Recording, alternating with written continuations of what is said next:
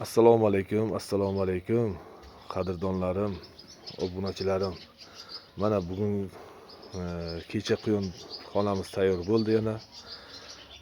Bu quyonxonamiz bir etajlik, faqat 4 xonalik eniga.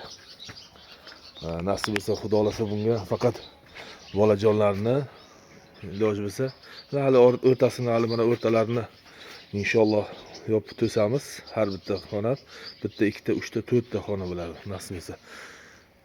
Keyin mana katakda tepasidan ochiladi nasib bo'lsa, mana tepasidan ochilib, nasib bo'lsa inshaalloh Xudo xolasa quyonni ko'paytiramiz.